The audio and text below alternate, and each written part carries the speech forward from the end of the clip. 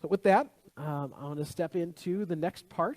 This is part 2 in a series we're calling Unlikely Heroes, where we're looking at some of the stories of the big hitters of the Bible, people who did amazing things, and saying, but were they so different, really? Last week we talked about Joseph with the coat and all that stuff. You're welcome to hop back on Facebook or on YouTube and check that video out later today if you're curious. Next week, Patrick is going to be sharing the message and talking about Rahab. If you don't know that name, you'll know it well by the end tomorrow. It's an important figure in the story of God's people. And today we're going to talk about Moses. And if anyone ever seemed like they were destined for greatness, it was Moses. If you recall from the beginning of his story as told in Exodus, Moses was born to simple Hebrew parents, slaves in Egypt. He was born at a time when the slaves were becoming so numerous that the Egyptian rulers were becoming afraid of a possible slave uprising. So the Egyptians made a call. They decided the best thing they could do was to execute all the male children among the Hebrews. Of course, this action from the Egyptians led to Moses' mother to take steps of her own to save her child in the only way that she could think of. She put him in a basket, waterproofed with pine tar, and set him adrift in the Nile, only for him to be discovered and adopted by Pharaoh's own daughter. Does this part of the story sound familiar? Yes, okay, good. So now, this boy, born among slaves, sentenced to death while still an infant, survived his very own 3-hour tour, alone and helpless, only to land in the home of the wealthiest, most powerful man in the world. How about that? That worked out pretty good for him. Pharaoh was so powerful, in fact, Pharaoh's considered a god at this time. Destiny's hand was clearly on Moses. You couldn't start a story with more favorable conditions for greatness. So it seems as though Moses' trajectory is already set. He has the dual advantage of being both from humble beginnings, right, and royal pedigree. He really had the right background to run for president, if that was a thing that they did back then, which they didn't. But those aren't the parts of Moses' story that I want to talk about today.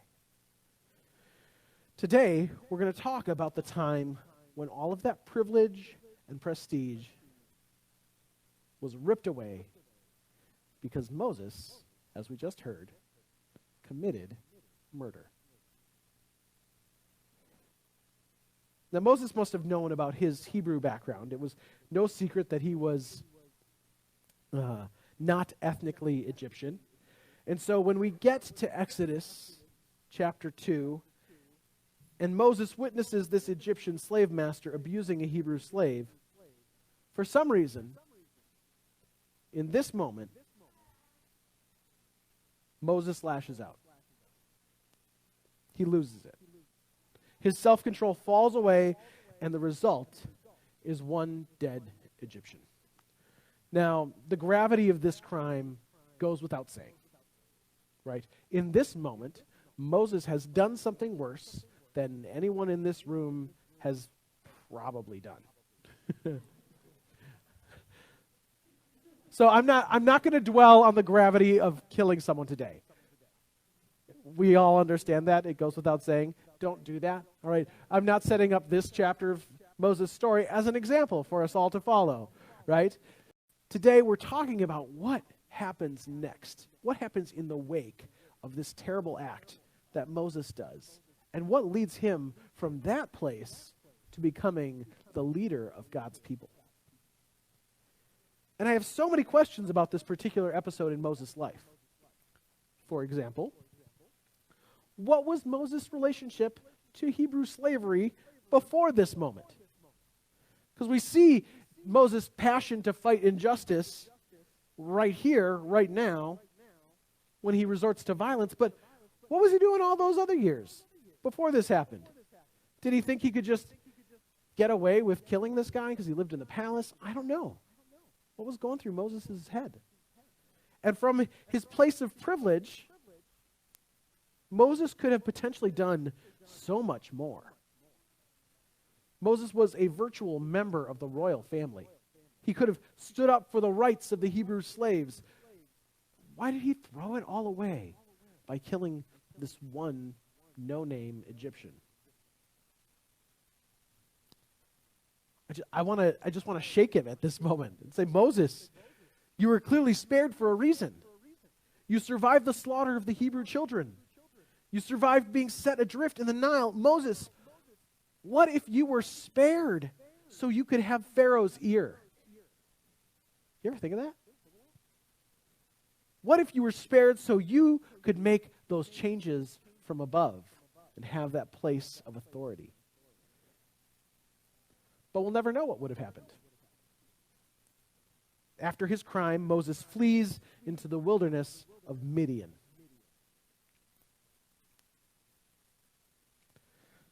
We'll just set that story right here, and I'm going to come over to a different story.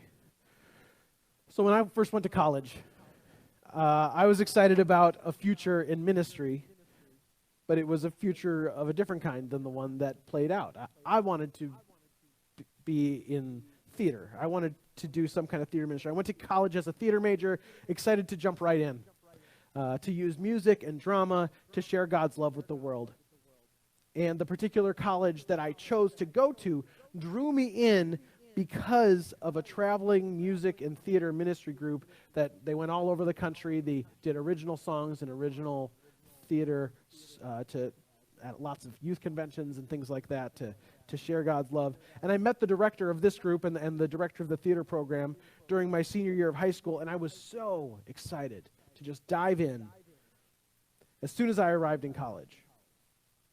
And I even, as I was coming in, I auditioned and I made it into the top choir at the school, and I decided to turn it down because I wanted to focus on my work in the theater. Well, it wasn't until I moved onto campus that I learned this director had left the school and that the theater ministry that he directed had disbanded. So that whole thing that I went there for ceased to exist. Cool. It's okay, I'm not bitter. It was really disappointing. And so I thought to myself, no matter, there's a fall play that I can audition for. I showed up for the audition, and I had one of the best auditions of my life. And the other students who were there in the kind of group round of the auditions, they pulled me aside, that was awesome. Humble brag. And that's part of the reason I was so shocked when I didn't get a part. Instead, they cast people mostly based on appearances who had never acted before in their lives, who basically got up on stage and said lines like they were reading them. And I was very confused by that. New director, right? So all the reasons that landed me at this particular college were pulled out from under me. And up till this point, I had a way of understanding the way my life would work out. And I thought I had all the pieces in place. But all at once, I didn't know where I was. I didn't know where I was going. But it turns out, it was in this season of crashing and burning that I found myself open to hear what God was calling me to next. It was in that season that I was listening hard enough to hear God say, your life of ministry is going to look a little different. I want you to be a pastor. And all in all, it took me about a month of frustration and wondering and wandering before I was in the place where I could hear what God was calling me to. For Moses, it was more like 40 years. So I'll take a month. That's better for me. So after the incident, we'll come back to this story now. So after that incident when Moses kills this Egyptian, Pharaoh was out to get Moses. So Moses ran into the nomadic wilderness countryside of Midian, and it was there that Moses started a whole new life for himself. He got married, he took up shepherding, and he would have happily lived out his days there. But it's while he's in Midian that God comes to Moses through that burning bush and spoke that calling to him, that he would be the one through whom God would work to set the Hebrew people free from slavery. And so if Moses doesn't commit that terrible act in killing an Egyptian, if he doesn't, then he doesn't ever walk through the series of events that lead to the freedom of the Hebrew people. If I don't ever walk through that sad, dark, meandering chapter my freshman year of college, I don't land here in front of you today. And it's funny because that person who went to Egypt and stood up to Pharaoh wasn't the same Moses who murdered an Egyptian slave master. The Moses who led the Hebrew people through the wilderness to find a home had a lifetime of experience leading sheep through the hill country of Midian. He wasn't the same person that was set adrift down a river in the Nile. Can you see how if Moses had never crashed and burned, he could never have been the person that the Hebrew people needed to lead them out of slavery? If I had never crashed and burned, I couldn't have been the person that I needed to be to walk through life among this community of faith. And if you hadn't crashed and burned at some point along your life, you wouldn't be the person you are today either. And so with all of that in mind, I've got a few thoughts, a few lessons that I take away from this story as we've walked through it together today with this fresh reading for this morning. First, forgive your past self. Forgive your past self, because God already has. That's a really hard lesson. It's something that I have to remind myself of all the time. Those mistakes that are behind you, those former beliefs, former ways of living and being in the world, you can forgive that person that was behind you. Sometimes it's harder to forgive your past self than it is to forgive people who have harmed you. It's okay. You can regret past decisions, but don't live there. You can wish for another try at the thing at which you failed, but don't forget to live in the present. That person you were when you screwed everything up was a necessary building block in creating the person that you are today. That person that you were, with all the regrets you have for that person, you needed to be that person first before you could be the person you are now. Before I was a pastor here, I was a youth director for a long, long time. And it was, that's in my 20s and very early 30s when I'm doing that all the way through this kind of development of me as an adult person with agency and developing how I understand the world. And it was in that season I changed a ton about how I understood God, how I understood the Bible, how I understood what it meant to be in ministry. And I look back at the earliest years there and the ways that I communicated with the people, with my students, and I regret some of that. I wish I would have said it differently. I wish I would have done it differently. I wish I would have been present to them in a different way that would honor their dignity in a better way instead of being the one who knew all the answers and just chucked it at them. And yet, here I am today, and I've got a room with a handful of those students who walked through that chapter of Cullen and are still along for the ride in this new church. You see? Like, God can redeem me. God can redeem former me. God can even redeem the actions of past me to make something new that can step into the ever-expanding story of what God is up to in this world. And God can do the same for you. Those past versions of you are also on the same road of redemption that you can see yourself on now. So forgive your past self. God already has. Second, I want to say that people can change if we let them.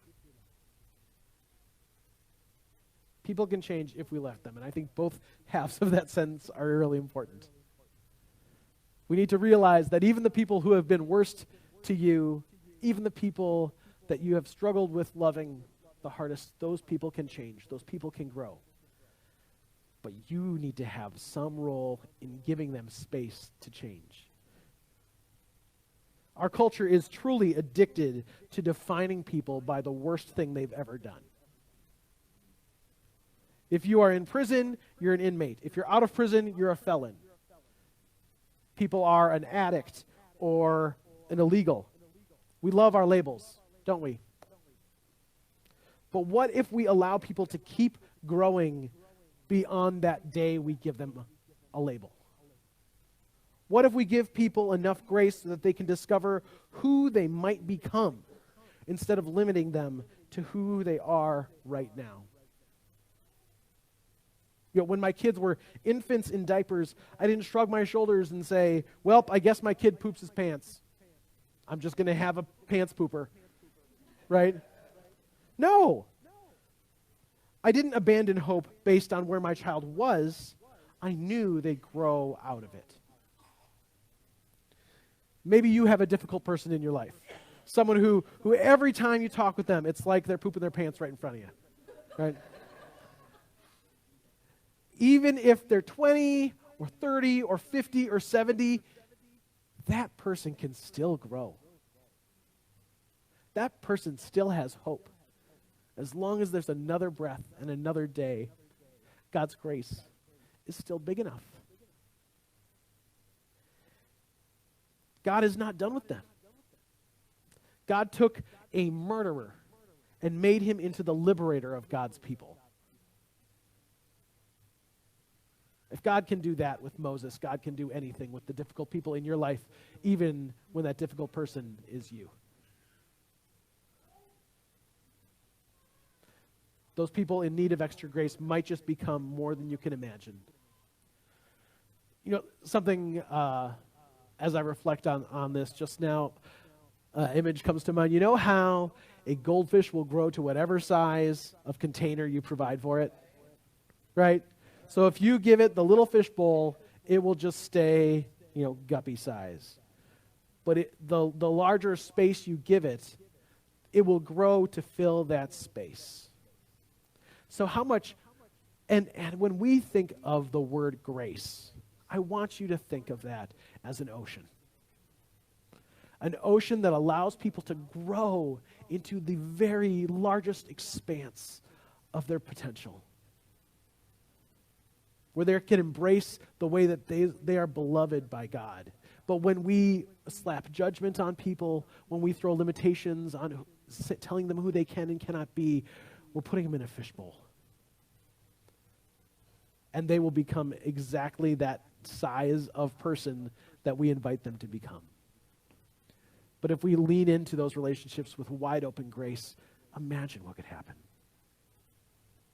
People can change if we let them. And finally today, I want to encourage all of you with this.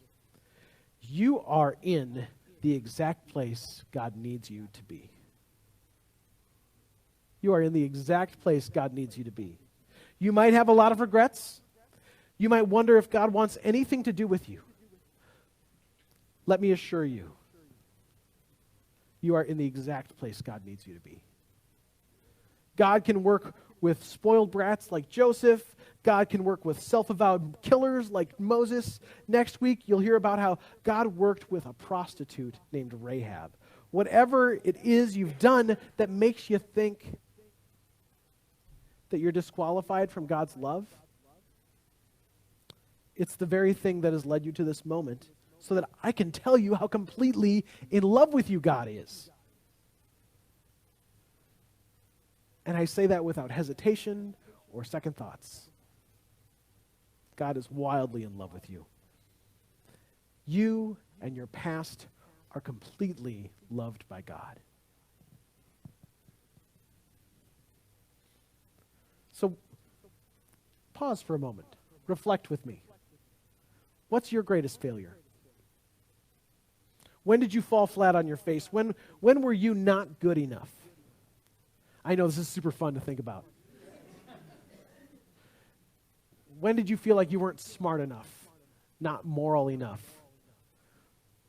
Whatever you've done, it doesn't disqualify you from being called by God. It doesn't disqualify you from being used by God. It doesn't disqualify you from doing something great with the days that God has given you on this earth.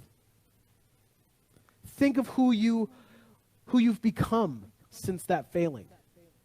Think of how you've changed. Think of what you've learned. And now that the person of your past was, and know that the person of your past was someone that you needed to be in order to become the person you are now. And God's love has had its hold on you every step along the way. Your failures don't disqualify you from being the unlikely hero of your own story. In fact, they are essential elements in making you a hero in the kingdom of God.